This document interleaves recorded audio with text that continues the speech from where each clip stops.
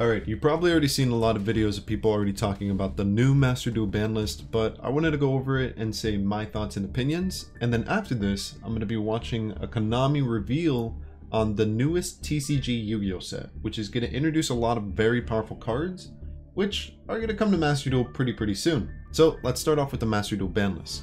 Right now, I'm on Master Duel Meta. They have all the cards right here. So the first card is Dino Wrestler Pinkertops. This card was semi-limited.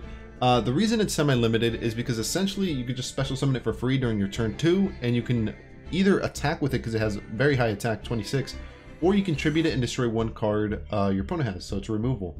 Very good going second card. I don't know how good it is in Master Duel because in Master Duel there's no like game 2 or 3, so you can't really like determine if you're gonna go second every time. It's still a very powerful card in general. I would definitely throw this in any like generic powerful deck. It's just a good card. It is a good card and it's at 3.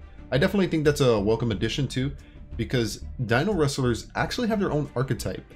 It's not very popular, but they do have their own archetype, and this is essentially their boss. So now you can run 3 of their boss, and I think it's fairly low rarity besides this one card and some of the cards in the extra deck. So that'll be very interesting to look at. Next up we got Memories of Hope. No idea why this is here. I generally play in the TCG ban list in the traditional card game, and this card was never on that list. Never, not even once. But in the OCG, I mean, it is. I'm guessing in the OCG, they have a lot of like Utopia, XYZ, spam draw decks. Essentially, this card just lets you draw a bunch of cards. I can see this being used in a Utopia deck just because they have Chicken Game, they have Upstart Goblin. They have a lot of ways to get draw power, and this is just, I mean, another draw power card. Next up, we got Scapegoat to 3. This is a classic card. Very powerful card, even when it was released like back in like 2004 2003, like the first structure deck, I believe Joey's or something. The reason it was even on the list in the first place was because you summon forward monsters and you can go into link summons, and when link summons came out, that was really OP. This card was essentially a one card like Big Boss Link. I mean, nobody really does that anymore, so they took it off the list. So this is a welcome addition. I also have a friend who plays a token control deck, so this is going to be a good addition to that deck. Next up, Danger Jackalope. The dangers are really good. Very good. I think down there it says right there too. In the TCG, it's limited to 1. This is a very good extender in dark decks or in decks where you need to storm the body and you're not really sure what card you want to use. This is a good card. This is a genuinely good card. I'm glad it's at 3. It's powerful. Now we just got to see the other danger stuff come off the list. Double Iris. Okay, so this card was originally at 1. It was raised to 2 like a few months later, and now it's at 3. I don't really know if that does anything because the card only has really 2 searches, but what it does do is it increases consistency. So now you're going to be seeing your trap card, which is like your very powerful non-targeting removal, and you're also going to be seeing the spell, which just adds you more monsters even quicker. It's not like really big. It doesn't like make pendulums even better. It just makes them a little bit more consistent. So it's nice. It's a welcome change. And then Gazelle. Amazing. This card is amazing. I can't believe this card is at 3. Like, as you see at the bottom, and the TCG and OCG, it's at 1. This card is just the reason Salamine Greats are so good, in my opinion. And now you can play 3 copies. Salamine Greats is actually very strong now, because this is their best monster. So that is cool. And Salamine Great structure deck just got a lot stronger. What's not cool is Cursed of Eldland. Yeah, I'm sorry if you're an Eldlik fan. I don't like Eldlik. I hate them. I hate when they set like 5 back row and then they have like 3 disrupts and then they have like anti-spell fragrance or something and you can't even play spells. They lock you out of monster effects with skill drain. It's just a super strong control deck that's always been very strong since the beginning of Master Duel. And now it's even stronger. They had to nerf it, that's why people stopped playing it. Ooh, Grass is Greener. Yeah, this card is either banned or limited because it's just, if you play a 60 card deck and your opponent's playing a 40, which a lot of people do, and you have this card in your opening hand, you're probably going to mill like, what, like 15, 14 cards from your deck. That's a lot of cards, especially if you're running a deck where it's like, oh, if this card's sent to the graveyard, do this. Or if this card's in your graveyard, you can banish it and do this. Like, you just get so many effects from one card. It's really unfair. This card, in my opinion, should be banned. It shouldn't exist. It's a very unfair card, but it's also really cool because now people can play 60 card decks and they can be good because you can take advantage of all the cards that are being sent to the graveyard from this one card. Next up we got There Can Be Only One. Very powerful control type card. The thing I'm starting to like in Master Duel, which I'm actually respecting a lot, is in Master Duel, the very powerful cards Skill Drain, the Rivalry of the Warlords, and Goes in Match, and now this card, you can only run 2 copies. I really like that a lot. I really like that. Because in the normal card game, they don't care. Run it, bro. We don't care. And Master Duel, they're like, okay, well, it's a little annoying. We know it's annoying. We'll cut it down a little bit. So they'll have a less chance to see it, which I like that. I like that a lot. This is a good change. I really like what they're doing. They're limiting the very powerful Floodgate cards to 2. I think that's really smart. Dimensional Shifter, like I said above, it's a very, very powerful Floodgate. If it's in your opening hand, you have no cards in your graveyard, essentially, any cards sent to the graveyard, banish instead. It's like a macrocosmos, and it's until the end of the next turn, so it lasts a long time. It's a really, really good disrupt, and now it's at 2. I mean, I'm glad to see it. It's a powerful card. Now, this one's interesting. Infernity Launcher. If you're unfamiliar with this card, it is played in a deck that pretty much, like, when a card is special summoned and you have no cards in your hand, you search out a copy of a card. And you can even search out the same copy, and you could just keep, like, special summoning and searching and special summoning and searching. You eventually make a board that's either, like, a bunch of negates where your opponent can't do anything, or you just bring out, like, powerful XYZs or synchros. It's just, it's annoying. I'm not going to sugarcoat it. The deck is annoying. It's literally like playing solitaire, but it's really good. I mean, with 1 copy, it was okay, but now 2 now, like, you can really pop off. I don't know if I like that pick, but it is an interesting one. Cascador of the Golden Land. It's not at 1, it's at 2. It's so good. It's so good. Eldek only had 1 copy, and they had to, like, play around, like, when to use that 1 copy. Now they got 2. They can just do whatever they want. Very good card. I'm glad it's at 2 at least, not at 3, just because this card is super annoying. Forbidden Union Carrier. The reason this card is forbidden because it grabs, I think, Dragon Buster or Dragon Whelp or something from the deck, which essentially makes it your opponent cannot special summon monsters from the extra deck. It's like a card called Vanity's Emptiness, which a lot of people complained about when it was legal back in the day, just because you can't special summon. And Yu-Gi-Oh! Special summoning is really important, especially in modern day Yu-Gi-Oh! So it kind of just says to you, yeah, you can't play the game. No, just stop. You can't play. I'm glad this is banned because it removed that really annoying, like, fact that somebody could just say to you, like, hey, you're not going to be able to play the game. Especially since it's just a link and it's super easy to make. Moving on. Totally Awesome. Wait, what?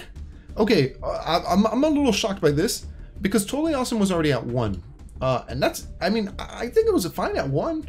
A new deck is coming out very, very soon called Sprite, and Sprite is a level 2 deck which can bust out level 2s really easy. Totally Awesome was like a staple in that deck. You make it on your end of turn 1 and you have an Omni negate. You can negate anything. It's gone. Is Sprite gonna be good? I'm confused. They banned this card. I don't know how Sprite's gonna perform. That's really interesting. I'm really interested to see what people make, because this was probably one of the boss monsters in that deck, and it's just gone. So what do you do now? That's cool. What else? Oh, that's it. Oh, okay. All right. Well, let me know what you think in the comments down below. I'm gonna be watching the reveal for the new cards now. Let's check it out. I got you, bro. I got you with the like. Boom. Okay. I don't think those cards are in Master Duel yet. Solid foundation to its winning strategy. Essentially, Kashtira Unicorn is if you control no monsters, even if your opponent doesn't control any, as long as you don't control any, you can special summon this card from your hand. It's 25 attack. Very, very strong. You can add a Kashtira spell from your deck to your hand, and when this card declares an attack or your opponent activates a monster effect, you can look at your opponent's extra deck, and if you do, just banish 1 card from it. Face down. So they're not going to be able to use it because it's face down. Extremely powerful monster. It's just a free special summon. Not only that, we have Kashtira Fenrir, which is even better because Fenrir can be special summoned the same way, and also during the main phase you can just add a Kashtira monster including itself. So you can just run 3 copies of Fenrir and you can just keep adding itself, and when this card declares an attack or your opponent's monster activates a monster effect, you can target 1 face-up card your opponent controls Banish it face down. What? That's so good. This friend mirror card is amazing. Amazingly generic too. It's gonna be a little scary seeing it in Master Duel just because it's removal that's free and it replaces itself. I don't think I've ever seen that ever in Yu-Gi-Oh! An incredibly powerful card. When Kashtira was initially announced in the OCG being like where the cards like first come out in like Japan, the deck looks like it just makes so your opponent can't play anything. Like essentially in Yu-Gi-Oh! You have 5 zones. This deck just says like you're down to like 1 zone, and then they can even take away that 1 zone and you have nothing. You can't even play cards. Like the game won't allow you to play cards. I mean, it's kind of toxic. I'm not gonna lie. But let's see what else. Let's get into the reveals and let's start big. We have Kashtira, a Rise Heart, the new Xyz boss monster, and this one is going to be a secret rare. Let's read them.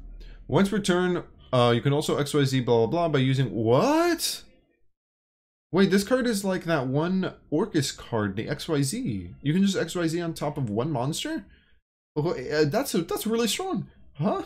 If an effect of a Kashtira was successfully activated this turn, transfer its materials to this card. I don't understand what that means. Any card sent to the graveyard, is banished instead in a generic XYZ that can be played like once per chain. Each time a card is banished, attach one of the banished cards to this card as material. Once per turn, quick effect. Detach 3 materials from this card, then target 1 card on the field, banish it face down. There's a Kashtira monster that can be summoned if you control nothing, that replaces itself, that is removal, that can banish a card your opponent controls that's face up, that can XYZ on top of this card, and this card essentially makes it so it's Macrocosmos, except it's super easy to get into. What else? That does not sound fair. Please. So any card going to the graveyard is gonna be banished instead. That's not a fair card. Lead you there, and that's the basic line of play for this deck.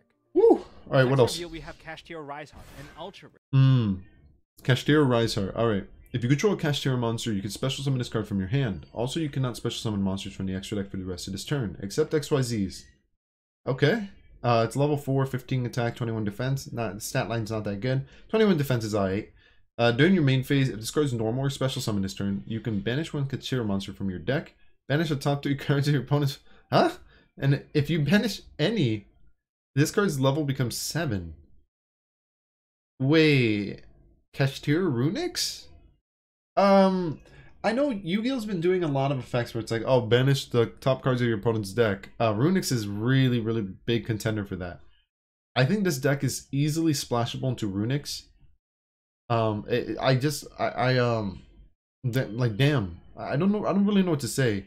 This card's not that good. You banish 1 Kashtira card from your deck. Yeah, so what? Yeah, you banish 3 cards from your opponent. It's not really, doesn't matter that much. This card's level becomes 7. Not really a good effect. I guess it really depends on if a Kashtira has an effect where it's when this card is banished, you can do something. Then this card becomes good. But besides that, this card's kind of sleeper. It's not that good.